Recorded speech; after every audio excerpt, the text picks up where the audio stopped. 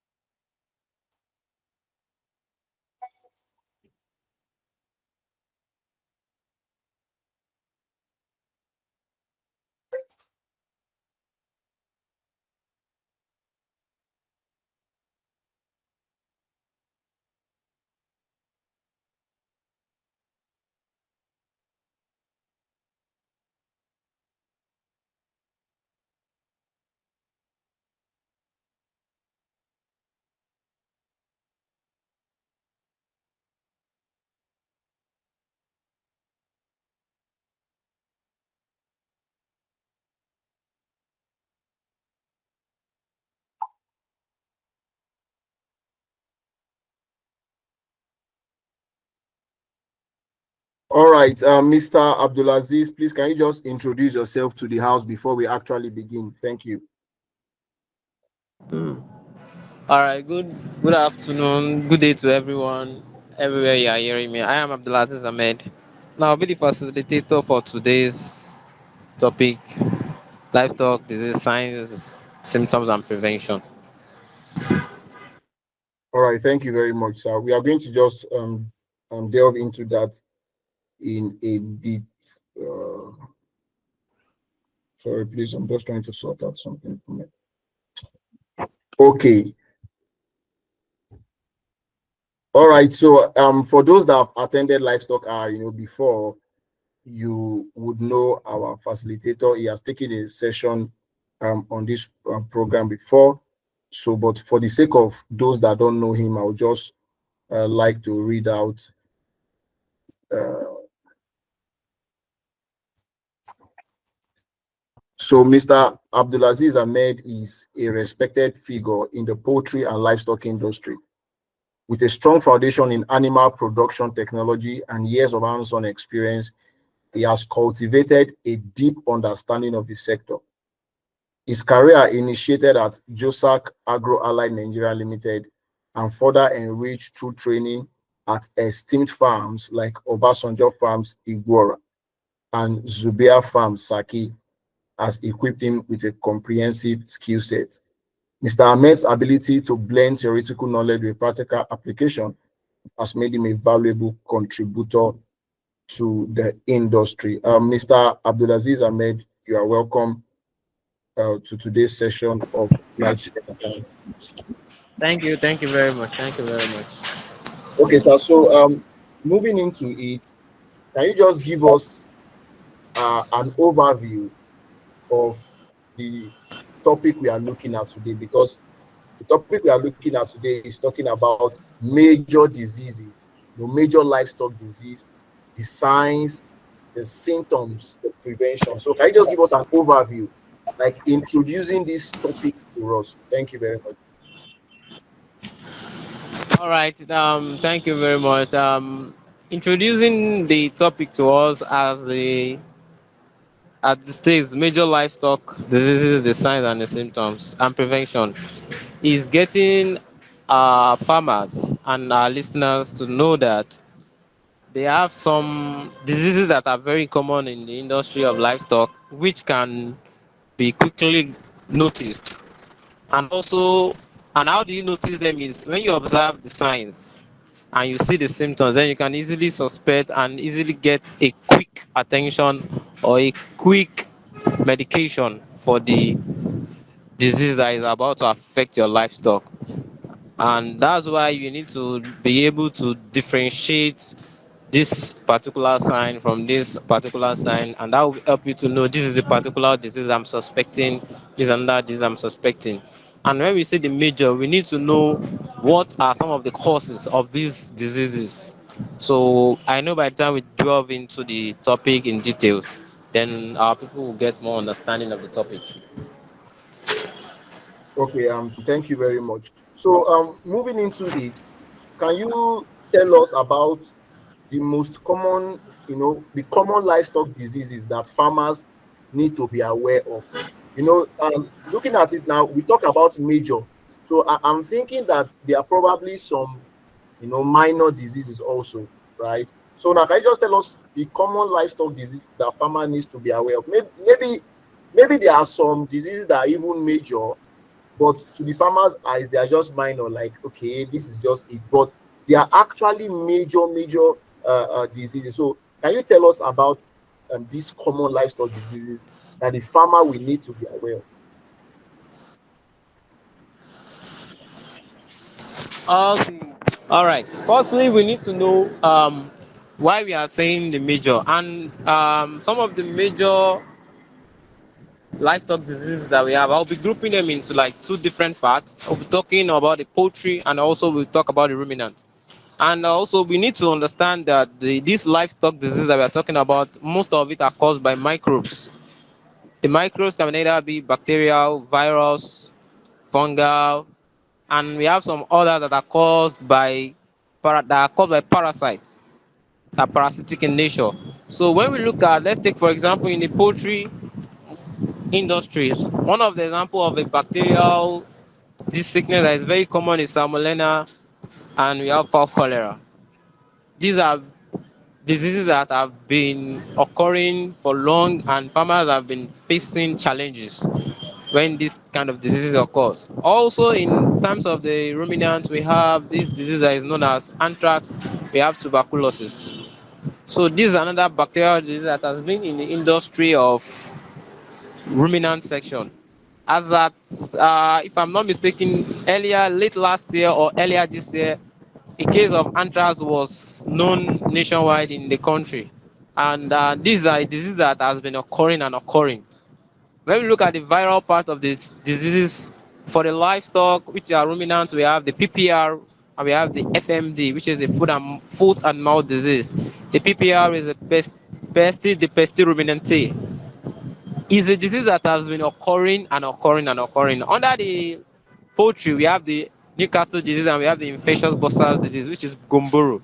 I have them listed here, so I don't want to repeat myself by the time we go in details. So those are the common diseases. Under the protozoa, in the industry of poultry, this is very common. We have coccidiosis. Coccidiosis has been occurring from day one of livestock, and we are still having issues people encountering with coccidiosis diseases. So we'll like to talk about it when we go in details.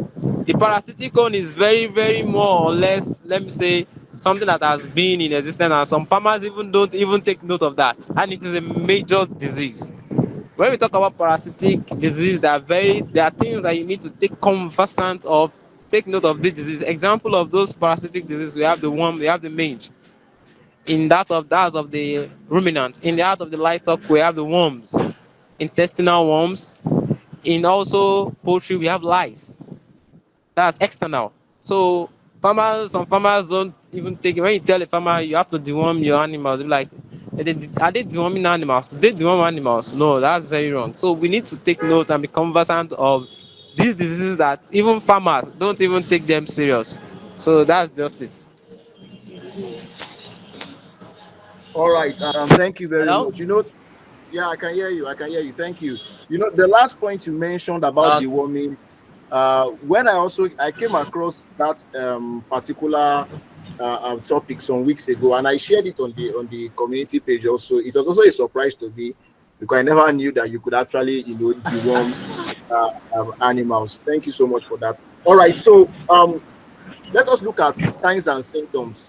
Maybe by now you need to start going into the discussion proper, highlighting some of those diseases that you mentioned, and then telling us about the signs and symptoms. So for this disease, what are the early signs and symptoms that farmers should look out for when it comes to oh, detecting diseases in their livestock? So are there some specific behaviors, are there physical changes, that could indicate that an animal might be infected? yes, yeah, okay. Can I come in? Yes, you can. Thank you. Hello? can come All in. You right. can Now, come in. when we look at diseases in general, we have to look at the general signs that I will give now is going to pertain to all diseases, or let me say mostly diseases. One of the general signs that we always face in the industry is you first notice the animal is going to have loss of appetite. This is a sign that is very common in most diseases that affect livestock, whether ruminant or poultry. One of the signs that is also common that you see is we call it ruffled feather. A ruffled feathered animal can either be a ruffled feather in the poultry, and in the ruminant is going to be a ruffled fur. That's like a animal that his coat has gotten rough to the extent that you see others are very shining, and you see that the particular one is having poor coat. So that's another. I hope, where can you hear me very well clearly, sir? All right. Of course. Of course. Please. I hope we can hear our facilitator. For me, I can hear him very well. I don't know about others. Please, if you can't hear him, just indicate in the chat box, please. Just indicate in the chat box if there is any time you couldn't hear him well. Thank you. So you can go on. All right. Now, when we look at these diseases in general, we have another sign that we need to notice is what we know as a heartbeat. If you have a material or an equipment that can check the heart rate of your animal, you will be able to detect the normal heartbeat from the one that is abnormal. Another thing you need to know, especially ruminant, is mucus, especially mucus discharge from the nose and discharge from the eyes. When you look at that and you are observing that in your animal, you should know something is wrong with that your animal. Another one in ruminant is coughing, unnecessary cough, or let me say abnormal cough. These animals also cough at times, which is natural. But when you notice an abnormal cough, it has been very frequent, then you know that something is wrong with that particular animal. When you look at that of the poultry, this one is very, very, very important. The fecal. You have to look at the fecal and observe the color. When your animal is healthy, it's going to give you a different fecal from when it is unhealthy. So these are the things we need to observe. When you observe them, you will be able to know that, okay, this animal has been giving me a sign that it is sick. Then you look at the kind of sign you relate it to a particular disease that you suspect, then you treat. And let me say why I try not to include treatment in the topic is because this section alone cannot get you full knowledge on treating your animals. You still need to go for an expert if you are not an expert in the field. But it's going to be a guide for you as a farmer or as a listener to look at the possible signs that you can dictate and give to your animal caregiver that, sir, ma, this is what I observe in my animals. They have been giving me abnormal signs. Then can go ahead for treatment. All right. Thank you very much. All Thank right. you very much for that. Okay, so moving on to the next question. Sorry, please. Okay. Okay, so moving on to the next question. How do these diseases typically spread within farm? Like, what are the major, causes of transmission and other means by which diseases spread within farms? Okay. When we talk about mode of transmission of diseases, we have different types.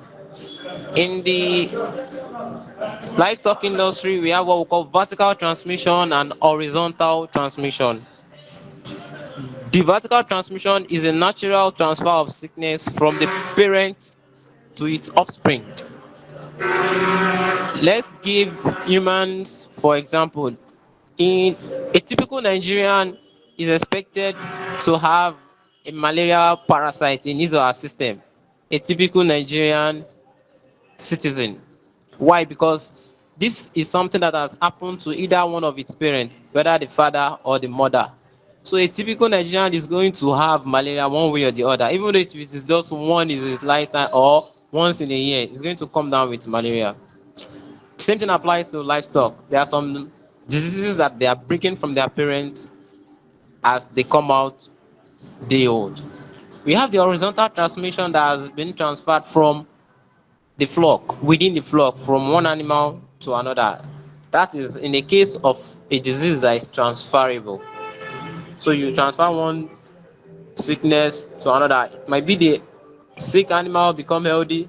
After getting healthy, maybe through the fecal, you discharge the disease throughout, or let me say discharge the microbes that is causing the disease in his body throughout the fecal, which is the feces. The other animal was able to perceive it or inhale it, then the other animal picks up the disease, while the one that was sick at the first place healed, another one got infected. We call it horizontal. We have another mode of transmission, which can be through aerosols, can be through hair, through breathing. We have through inhalation. So we have different various causes. We have transfer from farms to farms.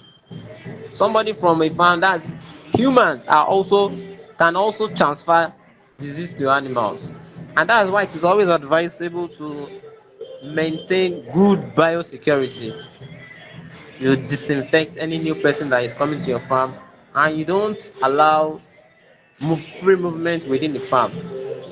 In a single farm, the adult animals can infect the young animals through the personnel working on the farm if they are not well monitored. So we have the various transmission of disease. Another case is when an area is endemic to a particular disease. The word endemic means in a particular environment, it is known that this particular disease always happens to livestock. Let's take a case study of Newcastle.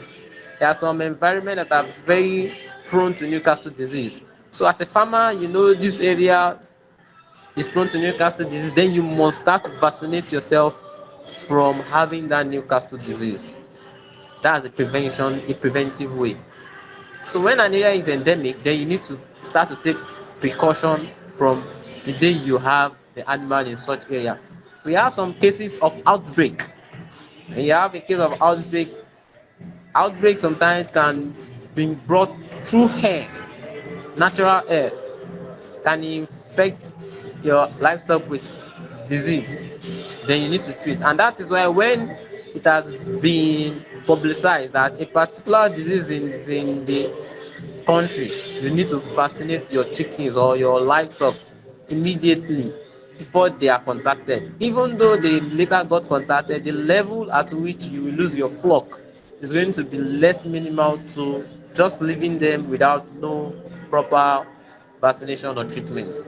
So that's the various way that disease can be transferred that I can get now, so that I will not waste much of our time.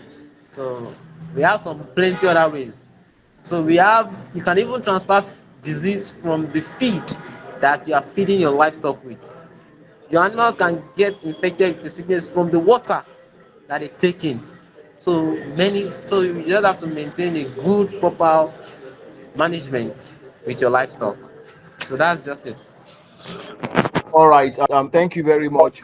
So, you would like you to give us an overview of some of these diseases. Just tell us about them, because I noticed that you wanted to discuss about them the other time. So, just give us an overview of these common diseases. Just tell us about them. You know, you mentioned Newcastle the other time. You mentioned protozoa. I know there are much, but just tell us about some of the major ones that we just need to know about. We just want to know about these diseases and some things that we can do. All right. Please let me start with bacterial diseases. On the bacterial diseases, the list I have with me, I have grouped them into two. I grouped poultry and ruminants. Under the ruminants, I have anthrax and I have tuberculosis. When you look at anthrax, the signs and symptoms of anthrax, we have the animals are usually found dead. You see, the animals brings out dark tarry blood from its mouth and nose. The animal grind, we have grinding of teeth from the animal, rolling of the eyes, pounding heartbeat. We have difficulty in breathing, and the animal will collapse. So those are the signs of an anthrax disease. And anthrax is a disease that you can only manage. There is not a particular treatment that will tell you this is for anthrax. So that is why the prevention of such disease is immunization. Immunization. Another preventive measure is build up of resistivity. That's resistant. Animals are anthrax affected and was able to survive the infection has built up some level of resistance to such disease. So that's a natural, let me say, natural defense. That's for the anthrax. For the tuberculosis, this is a disease that can even affect man, but the one that will affect man is different from the one that will affect livestock, your ruminants. And that is why I always look at people. We need to respect our animal caregivers, the veterinarians, the animal health experts. They are doing a lot of jobs and they are also risking their life. They are also like doctors. One of the signs of tuberculosis, we have fluctuating temperature of the animal. We have enlargement of the mediastinal lymph node. We have ruminal tympani that some people call bloat. That's sudden swollen of the stomach or the belly of the livestock animal. So I don't want to be talking in big terminologies. I want our listeners and our farmers to be able to understand this thing in a simple way. Now, how do you prevent tuberculosis? How do you prevent it? We have one of the ways you can prevent it is you're buying your animal from a tuberculosis free herd. You don't buy an animal that, or you buy from a farmer that you have already had that it has an history of tuberculosis in its farm. You are not securing your own investment. Another one is before you move in new animals to your farm, you need to quarantine. This is very very important. Farmers don't, or let me say some farmers don't observe this. Quarantine is a kind of practice that it will even help you to keep your old flock and also secure your new flock. But if you look at it that you don't need it, then you are causing a big harm when the result later setting on the farm. That's the bacterial for the ruminant. Let's look at the bacterial for the poultry. Salmonella. Salmonella has been in existence, let me say, even though before I even got the knowledge of getting into this industry. We used to hear salmonella. And salmonella has been occurring year in, year out. But as a farmer, what do you notice? Or let me say, what are the things that you need to do to prevent salmonella from your farm? Let's look at the signs of salmonella. Salmonella, we have white diarrhea, white chalky droppings. We have the poor growth, reduced egg production. Your birds huddle together. Sometimes they will feel sleeping. They feel like sleeping. That's drowsiness. So when you notice the word white diarrhea or white chalky droppings, white chalky droppings accompanied with diarrhea, then you suspect salmonella is affecting your poultry. So you need to take quick action. Now, how do you prevent salmonella? One of the things you need to do is reduce biting fly population in your farm. Another thing is the presence of high rodent population. You reduce it, you prevent them. Another thing is you don't give your livestock, whether ruminant or poultry, you don't give them wet feed. Wetness of feed affects livestock a lot. And that's why as a farmer, especially poultry farmer, if rain eventually touches the feed that you want to feed your animal, please don't feed them with it. They can even develop fungal disease from that, and which will cause you a big loss on the long run. You feed your chickens, your poultry with dry feed. The intestinal tract of poultry is not developed to take wet feed. Another thing that you can use to prevent salmonella is buying your animals from good source, trusted source. Remember we said we have vertical transmission. If there has been an history of salmonella from the parents of your animal that has been common, definitely your livestock, your poultry will come down with salmonella. So you need to take note of this. The second bacterial disease I have here is fowl cholera. Fowl cholera has been existing and people have been neglecting it. But the let me say, I will say the kind of thing farmer look at is that the cost of securing buying the vaccine is might be on the high side. Yes, it's understandable, but also you look at the overhead cost of securing the lives of your livestock, which is very very important. Now let us look at the signs of fowl cholera. The signs of fowl cholera, we have fever, we have anorexia, which is the loss of appetite, ruffled feather, we have respiratory difficulty, we have sudden death.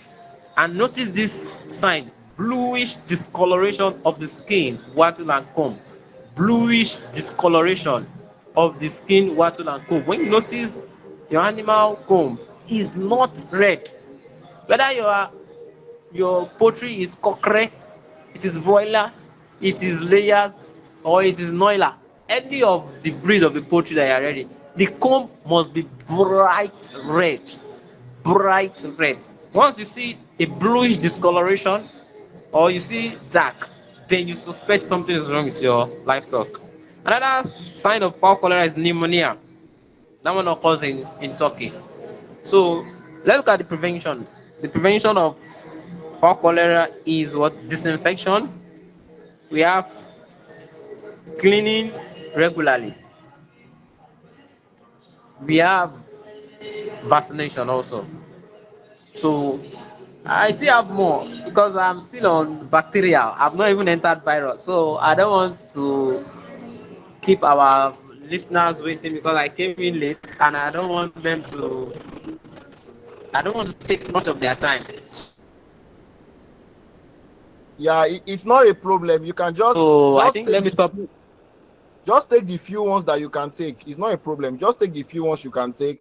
And also another thing that you can definitely do for us is after you've taken the few ones, you can share your notes with me for the other ones you didn't touch, and then we'll be able to still share them on the group for them to just just. All right, Yeah. no problem, In no problem. addition, please, everybody, please, if you check the chat box, I pinned a survey form there. So please let us fill the survey form. We'd like to get your feedback on this class and things that you feel that we could actually improve on. Sorry, please. I pinned the survey form. I pinned the survey form. Just check the chat box, and you will see the survey form there. We'd like you to fill it. I would like to get your feedback on this session. Thank you. You can continue, sir. Okay. I have virus. I have viral diseases. Now we have PPR and we have FMD. PPR, I said, is pestis, the pestis ruminante, and we have the FMD, which is the foot and mouth disease. Where I stay in the West African part of Nigeria, and Lagos to be precise. And during my years of practice during schooling, we experienced taking care of FMD sickness in hard. And getting back to Lagos after graduation, you still see people still experience such disease. Then it means the sickness is also a major disease that needs to be taken care of. And what are the signs of foot and mouth disease? We have reluctant movement, and the animal does not eat. We have weight loss, loss of appetite. It can lead to secondary infection and lameness due to foot lesions. When I say foot lesions, the animal was going to have wounds on the mouth and also on the hooves. That's below the hooves of the animal. That's why we call it foot and mouth disease. The animal will have wounds on the mouth, at times on the tongue, and for the hooves, you see wounds in the interdigital spaces. So you need to prevent such sickness because it is a major sickness. And once the FMD is a sickness that once it affects a herd, let's take it affect one animal for example, you must vaccinate all your animals against it because it's a disease that can last as over a year in your farm. That as you are treating one animal, then you treat another animal. After you successfully treat the other one, after some time, another one will develop it. It is a kind of infection that lasts long in an environment. So, what are the preventive measures? Vaccination is very, very important. Another preventive measure is quarantine. You don't buy a new flock and just add it to your old stock. It is very wrong. Whether poultry or ruminant, please, these are practices that can help to reduce your loss or losses on the farm. But and also these are practices that we tend to overlook. There, is it not in this same farm? It's there. These ones are here. The number of days that you quarantine them will help you to easily detect before you mix them with your old flock if the particular animal that you just secured is sick or not. I had a case of someone that introduced just 3 goats to his flock, and after about a month, when he got the new flock introduced, he started to have issues. The old flock started dying, 3, 5, and the new flocks that he just brought in, he did not do the quarantine. They were healthy, and I told him, Mr. Man, the truth of the matter is this flock that you brought into this herd gave them this infection, and this your old herd that you had, they don't have the resistance to hold that sickness, but the ones you brought in, they were able to. And unluckily for him, he has not been given his livestock treatment ahead, so it cost him a big loss, big loss. If not all his herd went to that sickness. So, and we have PPR. PPR is a sickness that affects young animals, especially ruminants, young animals especially. And the signs is inflammation, swelling of the mouth, the intestine, and the lungs. It can be transferred through the nose and through the mouth. So, and the animal will have difficulty breathing, diarrhea. Whenever you see your ruminant animal is stooling watery, you know something is wrong. Don't just leave it that maybe it's called it ate one leaf. Once your animal is giving you diarrhea, you need to know that it is sick. And once it is sick, then you need to treat it. So another one is dehydration. When you know that you are giving this animal feed and it is getting dehydrated, it is getting thinner, as if it is not eating, you quickly suspect something is wrong. Another one is wounds on the gums, lips, the tongues, the cheeks. The preventive measures is vaccination. Vaccination is very, very important. When you vaccinate your animals from all these diseases, you help them. Now, the poultry industry, we have Newcastle disease. It is not Newcastle that is playing in the Premier League, oh. It is Newcastle disease virus. We call it ND Lasota. So, ND Lasota has been in existence for long and it will continue to exist because farmers don't take biosecurity. Say some of them don't take biosecurity serious, and when you don't take biosecurity serious, it's going to cost your heart a lot of loss, a lot of loss. So one of the signs of Newcastle is torticollis. In the western part here, they call it collie. When your animal is twisting neck unnecessarily, sometimes it can even turn its neck to face the back. So that's Newcastle in your farm, showing you that, Mr. Farmer, I'm present here. We have discharge, we have the greenish discharge, we have reduced egg production, and also sign of Newcastle. If you have a laying birds affected with Newcastle, is going to lead to reduced egg production. Newcastle is a disease that can affect any age of poultry, any age. Forget that my chickens I've been running them for over a year. If Newcastle affect them, you will know that ah so you people you this animal cannot they Newcastle is a disease that they don't be resistant to. Some of them will be affected with it. So that's just it for the issue of Newcastle disease.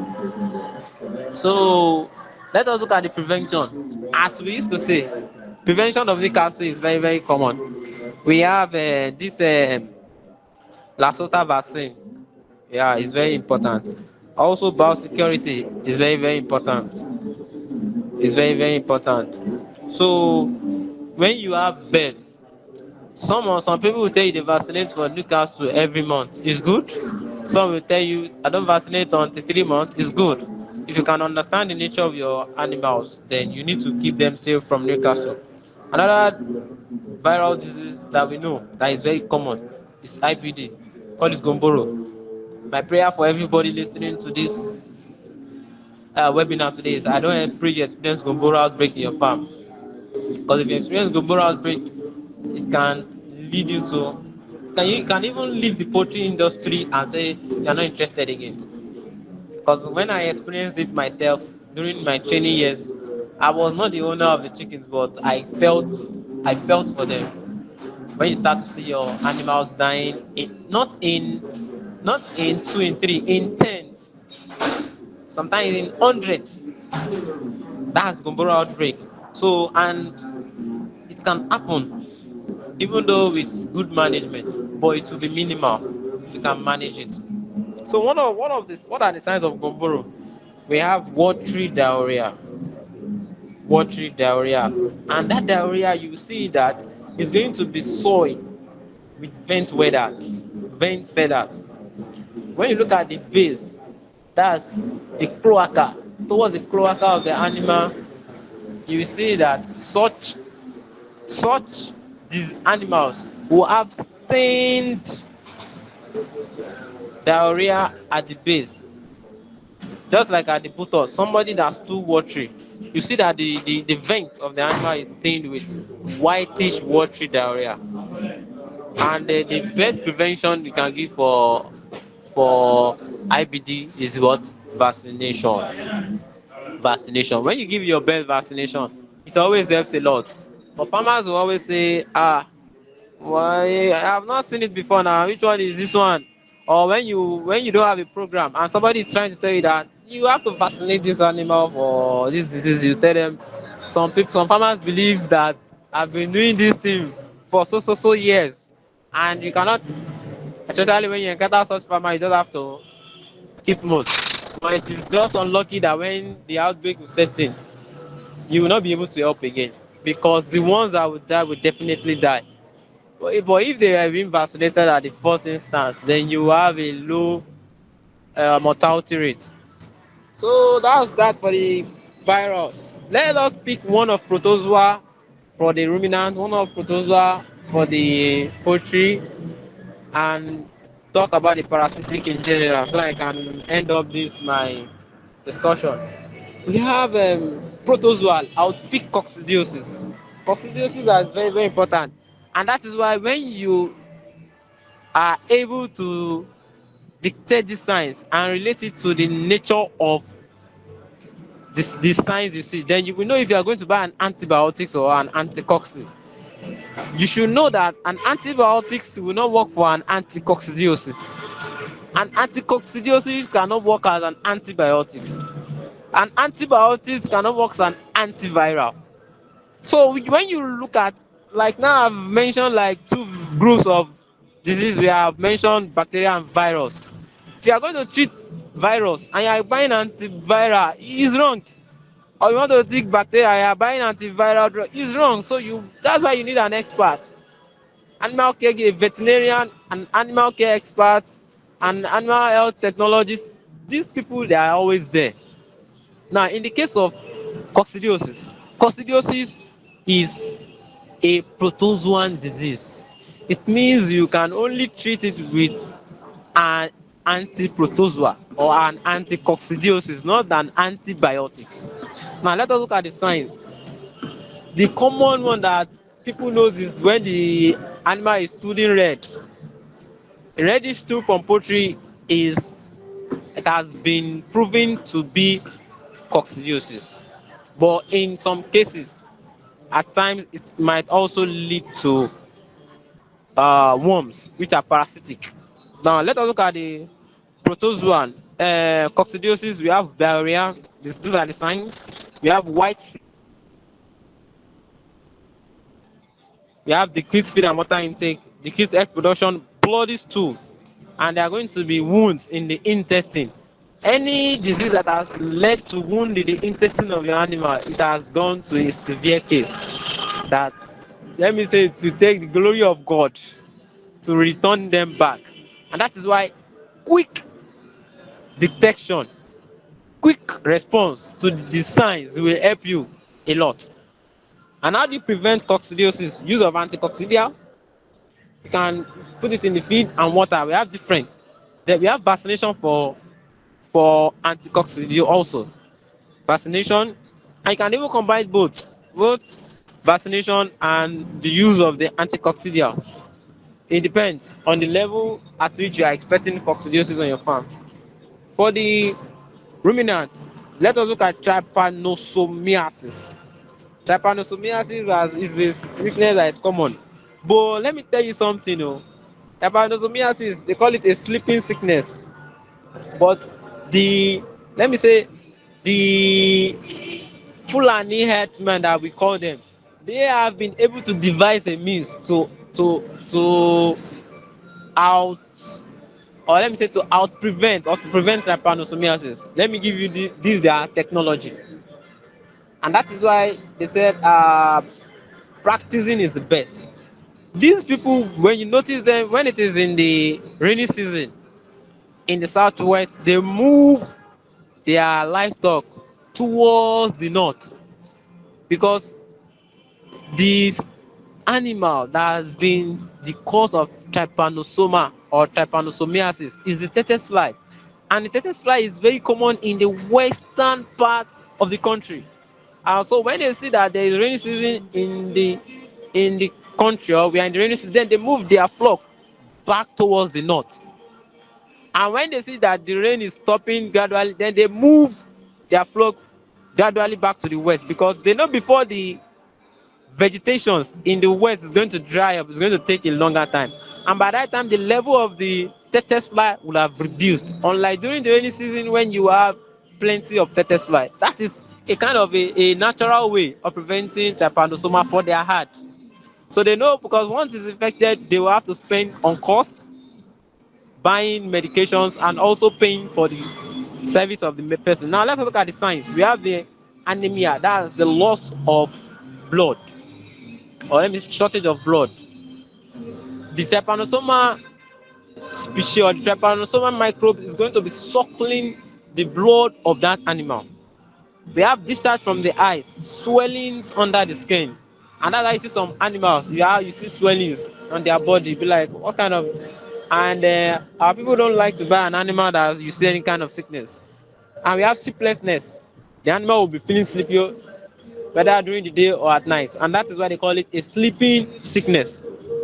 Sometimes it can affect human, but the the species or the strain that will affect human is different from the strain that will affect animals. That's that for the protozoan. Let me quickly look at the parasitic. I'll take the parasitic in general. In the parasitic is a disease that is very common, but people don't know, and that has to do with parasite, whether internal or external. In poultry, we have the external, which is lice. In ruminant, the external, we have the mange, we have the ticks. In the internal, both poultry and ruminant, we have worms, but they are different worms that affect each of these animals. But you should take note, at times, if you are rearing poultry and you are rearing ruminant in a single farm, there can be a kind of a disease transfer from your ruminant to your poultry, or from your poultry to your ruminant through worms. But it's only an expert that will be able to know the right kind of parasitic drug to use, because some of these animals act as an agent of transfer of disease for another kind of animal. Let's say, for example, if you have chickens and ruminant, your chicken can be an agent of transfer of sickness to your ruminant. But meanwhile, you will not know because the chicken is going to be healthy. The infection is not to affect the chicken, but the target of the infection is the ruminant. And that is why you always need an advice or an expert. And what are the signs of parasitic infection in your herd, whether poultry or ruminant? We have if you have a pig, you see your pig scratching its body continuously. It's going to have brownish scabs on the damaged skin. One of the signs is anemia, loss of blood. One of it is ruffled feather in poultry. In ruminant, we have poor coat. You see the coat of the animal is rough, especially when a ruminant animal is affected with mange. If it's affected, you will see the body. If you are able to use your hand to touch or to scratch the skin, you will see like a kind of a whitish something coming out from the skin of the goat or the sheep or the cow. So um that's that. Now the treatment, you must use dewormers. Use acaricide. Dewormers, we have them more than enough. We have albendazoles, we have levamisole, we have ivermectins, we have piperazine. Those are the dewormers that you can use. But these dewormers, there is a way you need to use them to be very effective. You don't underuse them and you don't overuse them, so that you don't abuse those drugs. So I think those are what I have in documentation. So I think I can now hear from my presenter if you have anything that you want me to talk about, or from the listeners what they want me to talk about that I've not mentioned. So All right. Thank you so much for that very detailed presentation. Thank you so much. All right. So please, everybody, we pinned a survey form, in the chat box. We pinned a survey form. If you check the chat box, you are going to see the survey form. I can repost it again for the sake of those that did not check. So I've posted the survey form again. We would like you to fill it and just tell us how this class was for you and things that you feel that we could actually improve on. So thank you very much. All right, so we are moving into question and answer because our facilitator has given us a detailed insight into this topic. So if you have any question, please kindly indicate by raising up your hand. If you have any question, please indicate by raising up your hand. Any question?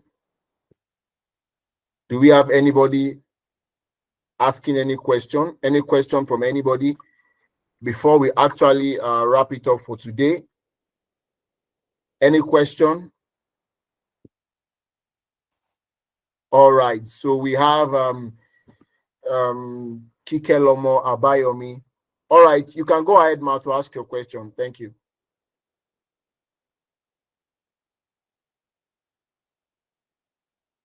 For those raising up their hand, I've seen you. So we are going to take it one by one. All right. So Miss Kikelomo Abayomi, please ask your question, ma. Thank you. Can you hear me? All right. Probably she can't due to network. Okay, Mr. Kolawole, please ask your question. Um, Beautiful farmers and facilitators. I really appreciate what you guys are doing. I want to say thank you. My question is this: can you hear me? Hello. Yes, please go ahead. And I believe our facilitator is also hearing you. Go ahead, please. All right. In broiler production, broiler meat production, can I use the litter that I use in raising a particular using brooding a particular batch of bird for another for a new set of DOC, a new set of chicks? If the old batch did not have any infection or any disease, can I use a litter used for them instead of constant packing and reloading? Can I use the litter for breeding?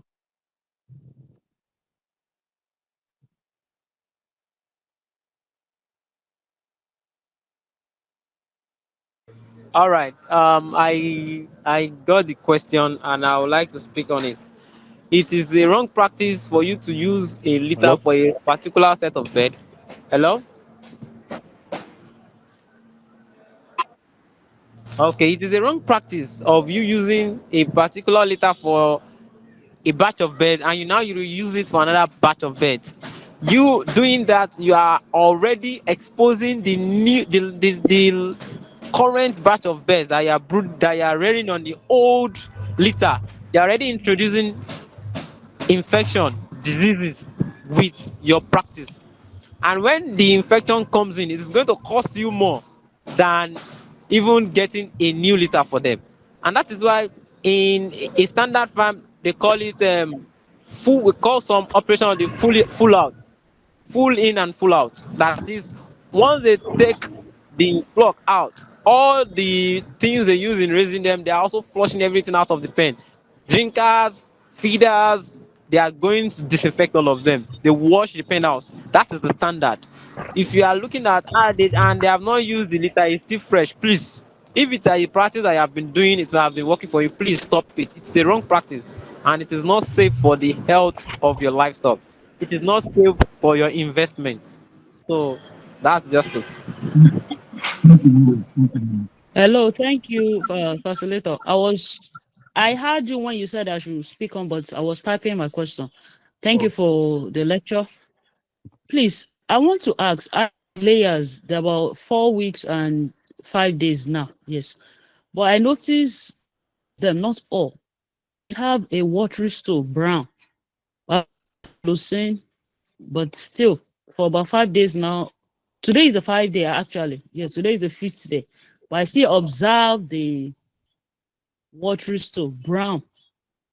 I think about one or two fowls among them. I cannot really figure out which of them. Hello. I can hear you, Mike. I can hear you. Is that Homer? All right, sir.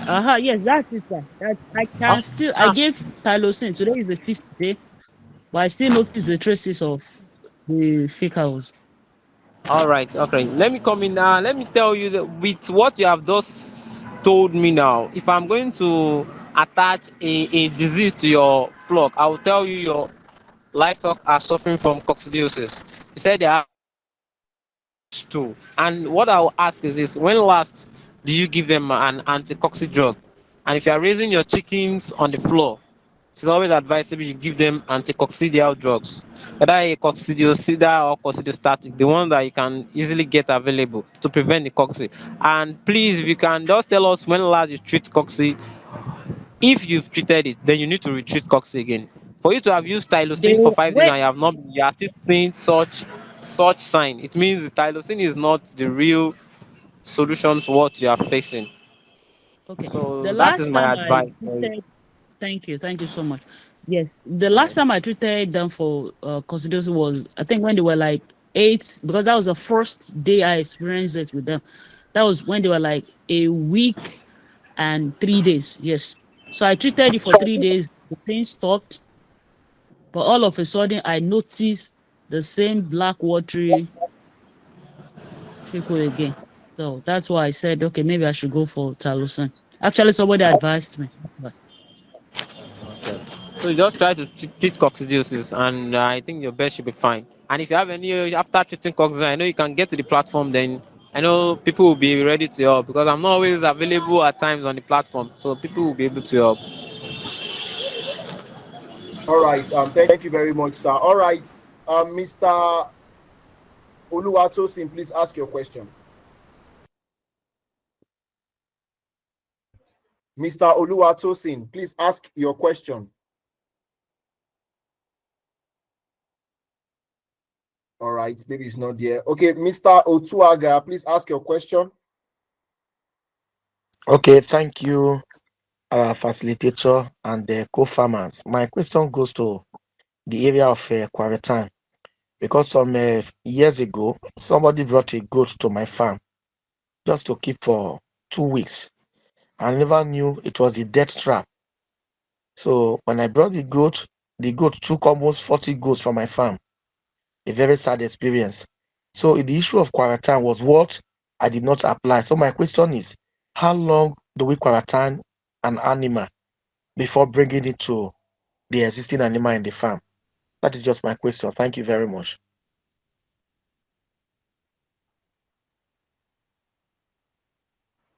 Okay, I believe our facilitator got that question.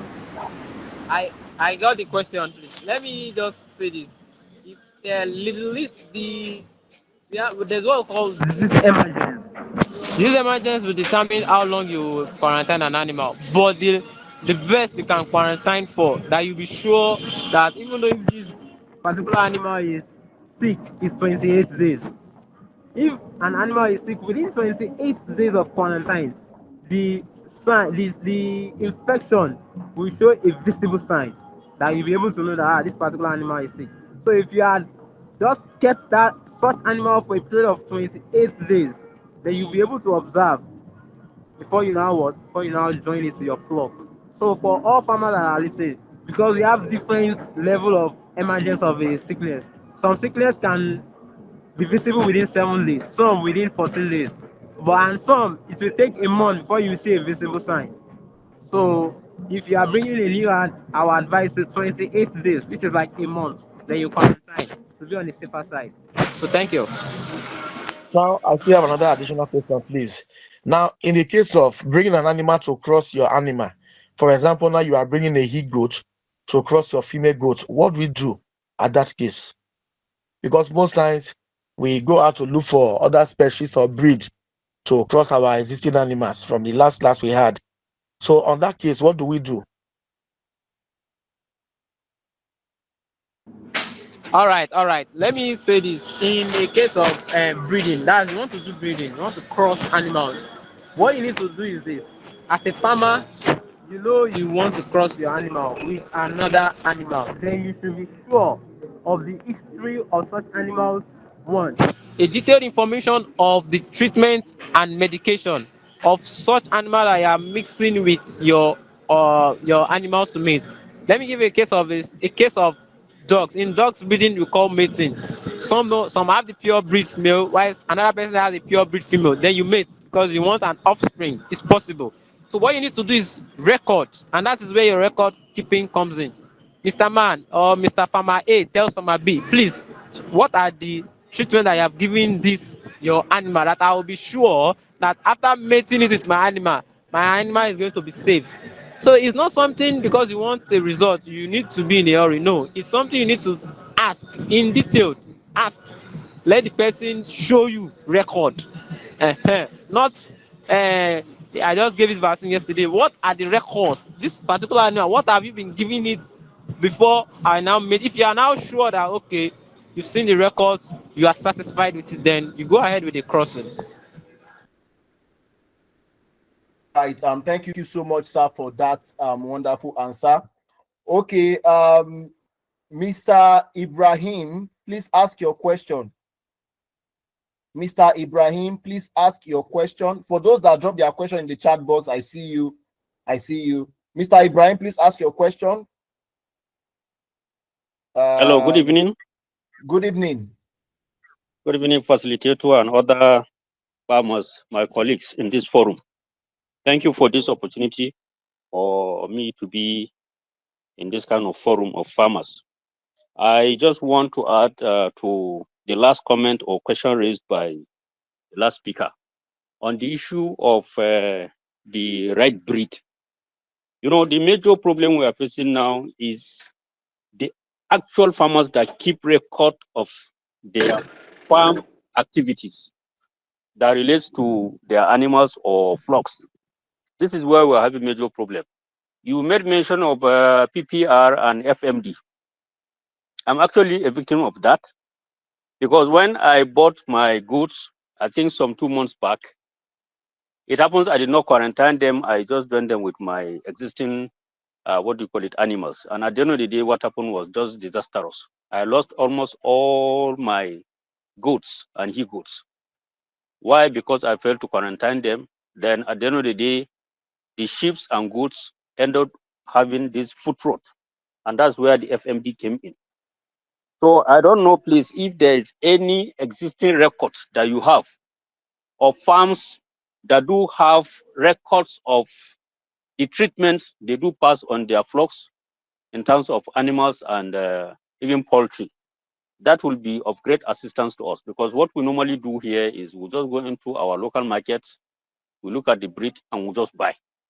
All these Fulani people around this axis doesn't keep record of what they are rearing. So it will be very difficult for us over here. And at the end of the day, if you happens to get any outbreak in your farm, it will be highly disastrous. That's my own take, and thank you very much.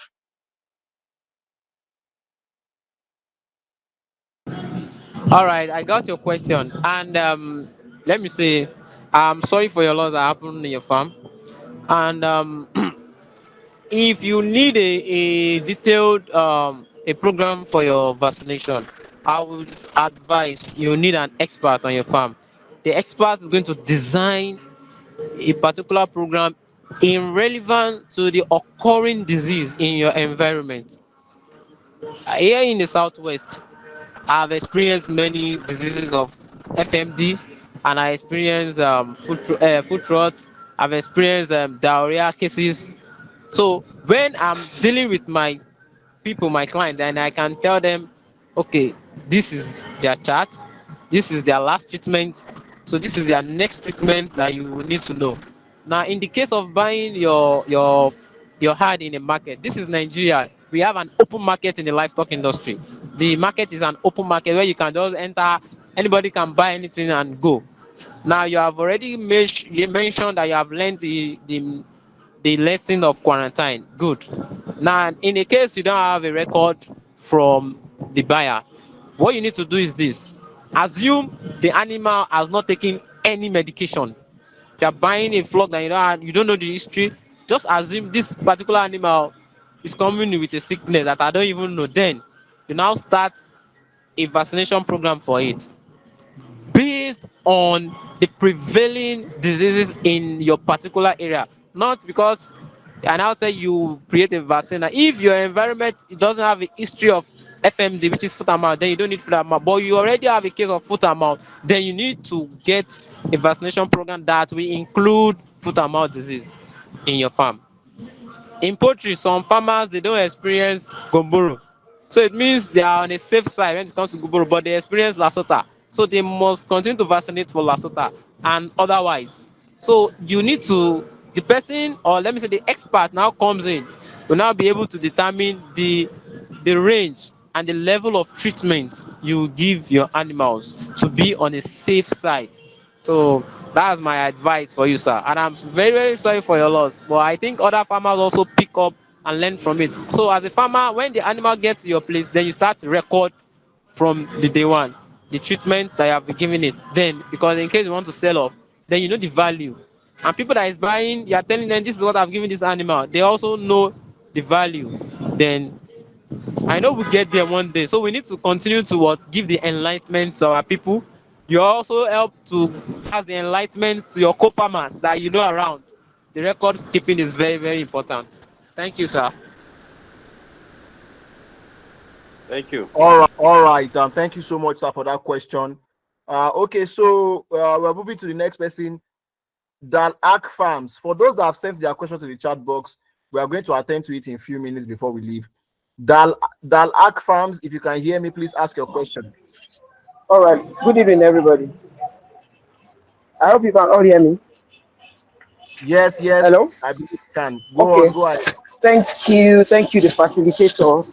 I think the last person that asked question is from the north, and I am from the north too. My farm is in Kano. I do both ruminants and poultry. I experienced the same thing. I went to the market to go and buy Niger breed goats, and then when I brought them in last year, I lost 54 of my goats. And even when I brought someone in, the person could not even fathom what the problem is. The truth is, it is now that you are talking that I'm getting to know that it was the introduction of those Niger goats that I brought. It's not because they are from Niger, but like you said, and I've realized those goats actually had issues.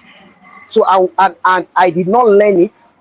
I just brought them together so that they can cross the ones that I have, and I lost 54 of those my goats. So at least I have learned that, and I will help to cascade that to my fellow farmer. But sir, please, I wish we could get your contact, or if we could get this lesson of today, whether by soft copy, please, because I must confess to you that I've been in farming for like 3 years, and you are the first person that has dissected or explained what you are saying to the barest minimal, to the layman who will understand it the best. This thing you have just said, like, and again, when it comes to ruminants here in Kano, we have we have very minute number of people. During that time when I had that issue, I brought in 4 vet doctors. One of them gave my two of them gave some of the goats injections, and they paralyzed. I lost 3 goats to that list. So please, sir, if we could get your contact, number one, or and again, whatever what you have taught us today, please, if we could have it in soft copy, it will go a long way for us, because All right. here in Kano, we don't have people that can help us. Thank you, sir. Okay, thank you very much, Ma. As regards the lectures, the recording is going to be available, and we're going to drop the link on the community page. I believe you're on the community page. Yes, I am. Yes, so we are going to drop the link for the lectures on the community page, and also for his contact. I will have to speak to him after the lecture to know how he feels about that. So we'll sort that out. Thank you very much. All right, so moving on, because we don't have time, to the questions in the chat box. Mrs.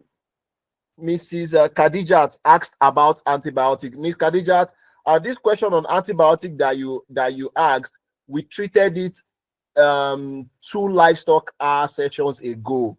So the link is on our YouTube page. I believe page. Mrs. Khadijat, can you hear me? Are you on the community page? Is she still here? All right. We treated effective use of antibiotics last 2 livestock hour sessions. So I'm going to share the link again so that for those that missed it can go to watch it. So every question you have here on antibiotics has been answered in that particular recording. Thank you. She's asking us also that can we have a template of record keeping in livestock farm? So definitely this is not a question that you can answer here. It's something that that has to do with a document or so. So I'm going to speak to our facilitator after this session to know if he has a template of record keeping. All right. So this person is asking that, yeah, for the previous guest, I spoke to him, and as regards his contact, he's not really comfortable with it at the moment. He's not really, that's why we're not sharing his contact with anybody right now. So we apologize for that. Thank you. All right. So this person is asking a question. He said, my Noila chickens are not laying eggs and they are more than 5 months old. And also this person is also asking that I want to bring in my goats next week. I want to ask where I can put them in a place where there's no wind for ventilation or something. Our facilitator, are you still here, sir? I believe you are still here with us. Yeah, I'm here. Okay, so this person is asking that his Noila chickens are not laying egg and they are more than 5 months old. What can he do? And also he wants to bring his goat. Next week, and he wants to ask about a place he could put them for ventilation. So these are the last questions we are taking. We are really out of time. This is the last question we are taking, and then we call it a wrap. So please, you can answer that for us, and then we round up. Thank you, sir. All right, for the Noila chickens of 5 month old, then there are many things that is involved. It's not just saying your Noila is 5 month old and they are not laying. The thing is, are they well fed? And what is the type of feed? Let me come in by saying you need to be giving them feed grower mash if you want them to lay. And you should know that Noila birds are dual purpose species of breed. They are meant for meat and egg. So you don't expect them to come to laying immediately. So if you want them to lay or they have not been laying, there are many factors. They might be infected with worms. They might be infected with an infection that you don't know that is causing a delay. So you need to watch. Are they well fed? So when you notice all those things, you deworm them, you give them the right feed, you give them medication, then place them on multivir. They will live for you. I've seen Noila bears that are laying, not one, not two. I have a friend is laying chickens at Noilas, all of them, and they are doing fine. Just that when they start laying, their egg might be small, but they will surely lay. So you need to put all those things I've mentioned in place, then you are good to go. For the goat, someone that wants to bring in a goat to his farm, a goat building is different from a poultry house. So if you want to construct your goat building, it should have shed. Doesn't need to be that tall like a poultry house. No, no, no. Doesn't need to be that tall. Something that can cover them and they can enter freely and exit freely. Entry freely and exit freely. If you have the capacity, you can floor it for them, but you don't make the flooring to be smooth. If it is too smooth, your goat will be slippery. You'll be falling off. So you make the floor to be rough. So, and if you don't have the capacity, then you can leave it on a bare floor so that the water, the urine goes down to the soil. Then the stool, you see, you pack, you clean. So then you demarcate. You demarcate goats. Goats, you know, they are very stubborn. You demarcate them. Then you put all that things, they feed. You feed them very well. Don't just feed them with what I have. Feed them with the right feeding if you want to see results. This kind of section is for you to do the practice the way it's supposed to be, not the way I feel that it's supposed to do it. The way it's supposed to do, feed them well, give them good water, not any water that you see. So, and you see the result. You even see that when you eat your goat meat, it will be different from other meat that you used to buy, or other goat meat that you see around. So that's just my advice for the person. Thank you. All right, thank you so much. Thank you so much, sir. And also the person that asked the question on goats. Last week we did a session on goat farming, and the link was shared to the group. So I believe if you watch that video, you are going to be well equipped with the knowledge of goat farming. So this is where we call it a wrap for today. We will not be able to take any more questions because of our time. We will not be able to take any more questions. Thank you so much for coming. Please don't forget to please mute Thank your you, mic. Mute your mic, facilitator and the man. moderator. Please mute your mic, man. Thank you very much. All right. So the link to the survey form is in the chat box. Please, we would like to hear from you. We will not be able to take any more questions because of our time. Our time is fast spent. We'll not be able to take any more questions. If you have any question you want to ask, you can drop them on the community page regarding this tutorial, or you can send it to me via DM, and I will send it to our facilitator to see if you'll be able to drop an answer for you. So we would like to appreciate everyone for coming. I also like to appreciate our facilitator. Thank you so much. Next week is another day for Livestock Hour, and trust me, you know that we're going to come up with another session that will be so beneficial to everyone. Thank you for coming. That's all for today. See you all next week. Please, before you go, copy the link and fill the form. We would like to hear from you, like to hear your feedback on today's class. So thank everybody for coming. You can exit now. The session is over. See you next week. Thank you so much. Thank you so much. Thank you so much. Thank you so much for coming.